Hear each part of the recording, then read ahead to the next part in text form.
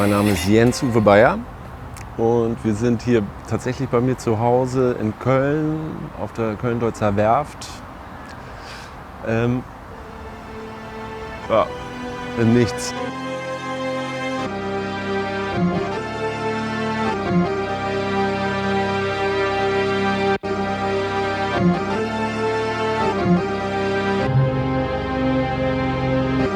Es gibt eine 8 Schallplattenbox, also eine Box mit 8 Schallplatten drin. Das ist ein gemeinsames Projekt mit Albert Oehlen. Er macht die Bilder, ich mache die Musik.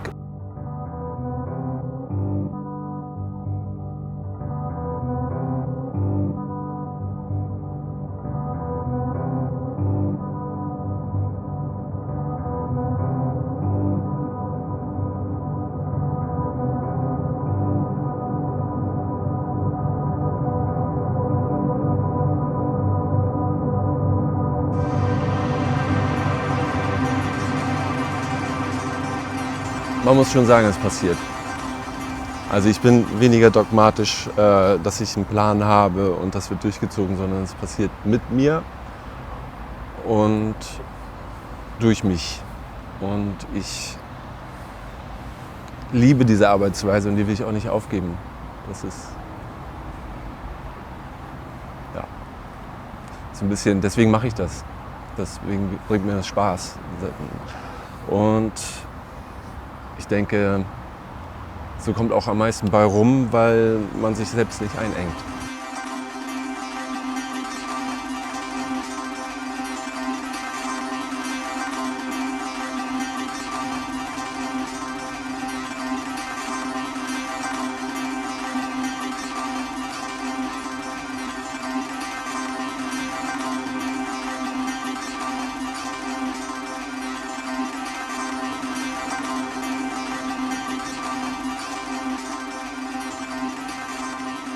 Ich habe halt in meinem Studio tatsächlich eine Tafel, wo ich immer aufschreibe, was mir gerade im Kopf durchgeht, damit ich mich am nächsten Tag auch noch daran erinnern kann. Nee, ich habe sie zugeklappt, weil heute ist ja halt sozusagen ein Fest.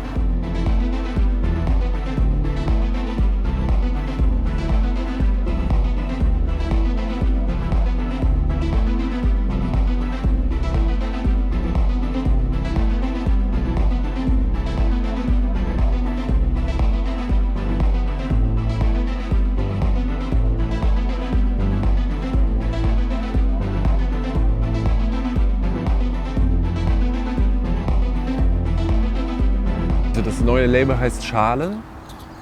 Das erste Release wird von Barnes sein. Wir werden das rein digital halten, weil wir das für zeitgemäß halten. Also ist das Gegenteil von der 8 Schallplattenbox. Ja? Und wir versprechen uns davor, also man braucht auch so lange Schallplatten herauszubringen in der letzten Zeit. Also es dauert halt immer 3 bis 4 Monate. Da hat man das Projekt eigentlich schon abgeschlossen und dann kommt es erst raus. Und das wollen wir so ein bisschen umgehen, dass es sofort, wenn es da ist, auch sofort rausgeht.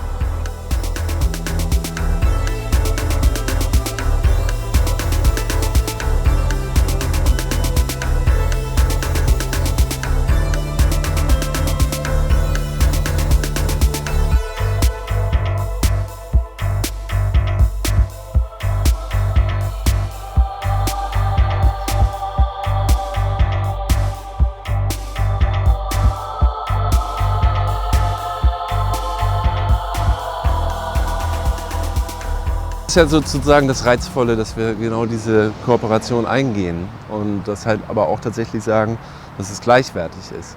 Also man muss dazu sagen, dass finanziell wir das auch alleine nicht gewuppt hätten, sag ich mal, und so die Möglichkeit bekommen haben und was total nett ist auch von denen. Ne? Ja. Und bis jetzt bringt das alles total Spaß, mit denen auch zusammenzuarbeiten. Also warum nicht? Also irgendwie schlägt man ja doch auch in die gleiche Kerbe. Ob es jetzt Kunst ist oder Musik, ist halt kein Unterschied.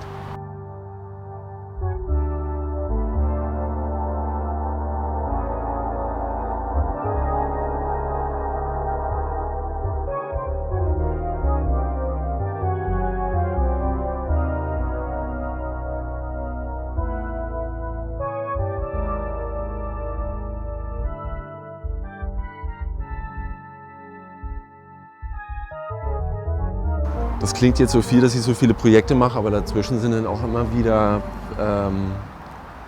Zeiten, die brauche ich halt, zum Nachdenken, die Musik erstmal machen natürlich und auch mich ablenken, weil das gehört auch dazu. Das habe ich irgendwann gemerkt. Vielleicht bin ich auch jetzt einfach schon ein bisschen älter, dass ich das mir sozusagen einteilen will und kann. Ich sage immer, eine gut getimte Pause ist das A und O. Also, dass man halt sozusagen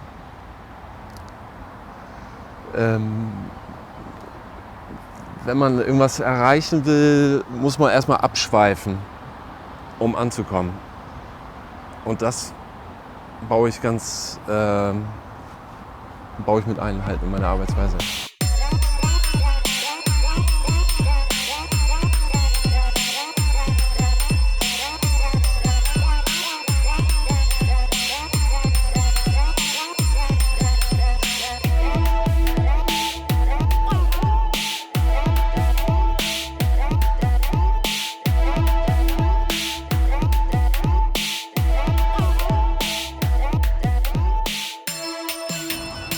Das gehört zu mir, das mache ich. Ich mag auch diese Zigarettenbilder, das ist eine Schmach. Also das ist wirklich Verschmutzung der Sehnerven und überhaupt mag ich diesen pädagogischen Ansatz auch nicht, um mich kurz aufzuregen. Ich will auch nicht auf der Autobahn sehen, dass ich nicht ans Handy gehen soll, weil ich dann einen Unfall baue. Und also es ist eine Art und Weise, mit den Leuten umzugehen, das ist abartig. Und deswegen ist der einfachste Weg, sozusagen einen Aufkleber drauf zu kleben.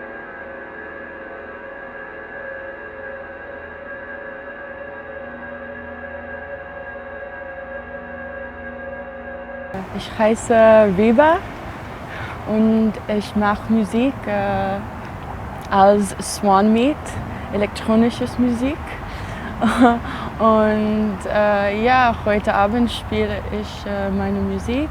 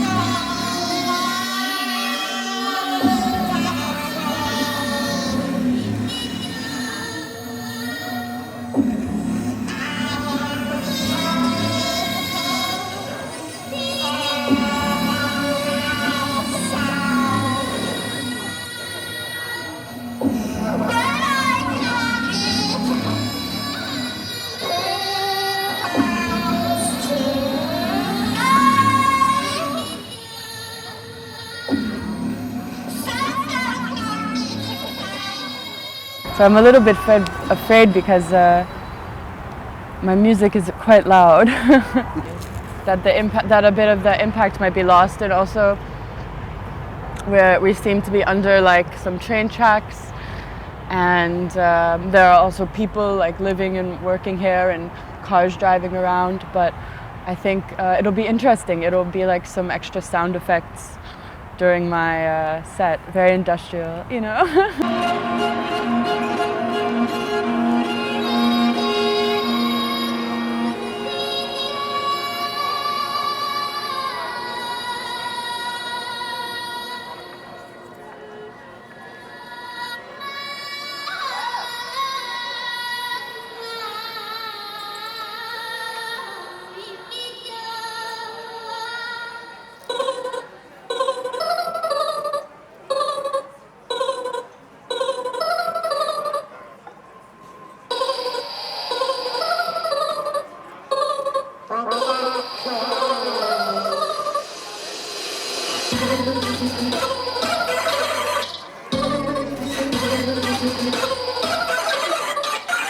I was living in Chicago, and I was like working 2 jobs and very frustrated with life. and I thought that it would be a good idea to make a fresh start somewhere else, so I moved to Germany.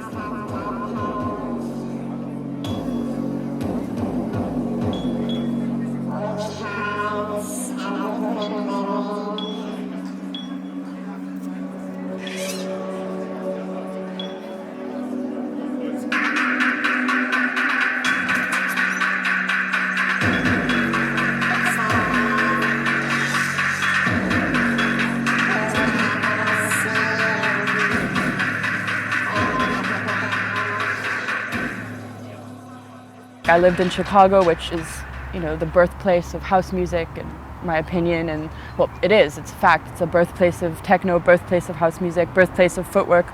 So the scene was very centered around these genres, and I went to a lot of incredible like techno parties when I was there, but I grew up in Virginia, which didn't have much of an electronic scene, but when I was growing up, I went to a lot of like hardcore shows and punk shows. Like I'm wearing an Infest shirt right now, like because, you know, Washington DC is sort of the area I grew up around, which is, you know, where Minor Threat is from, and like Page 99 and Rites of Spring and all these really important sort of like post-hardcore bands, you know.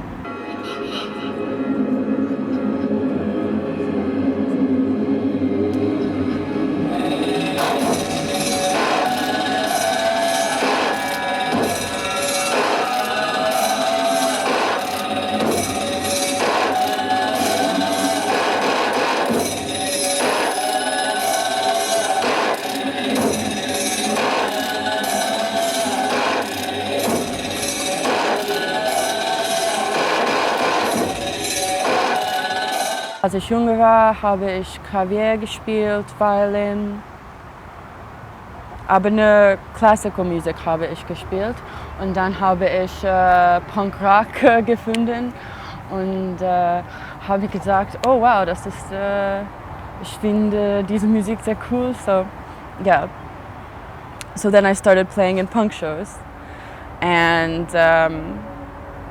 it really made me, it like imbued me with a sense of the possible and like a do-it-yourself mindset, DIY mindset. And after that I felt like, okay, I can branch out and try new things on my own, and it's okay if I kind of suck at first. Like the thing about playing in a hardcore band is that you don't have to be good, the music just has to be like loud and edgy and like intense and very emotional. Like I played in lots of bands growing up, but they were never good, but the music was intense and emotional, which kind of instilled me with confidence.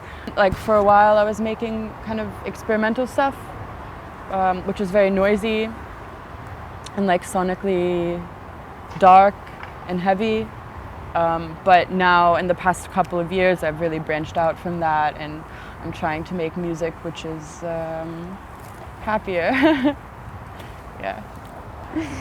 Why that? Just because, you know, it's I've gotten a lot older, and I've heard a lot of I've become a different person, right? I know more things about the world, I know more things about how to produce, and yeah, you know, I want to reflect that in my music, and I have a background in classical music and playing in orchestras, and I'm sort of trying to channel that again right now, and bring like really well-structured compositions to the table rather than just sort of like emotional but probably senseless noise.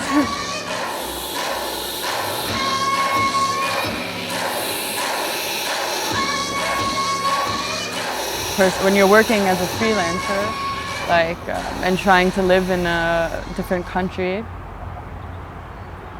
if I go a month without getting a big job, like whether that be a big mastering job or a big show or something, I like can't pay my rent. So it's so when that happens, if there's like a month which is dry, or a month in which I'm not making music, a month in which I'm not performing, it's always like I'm gonna have to give up on this because I don't know how I'm gonna like survive at the end of the month.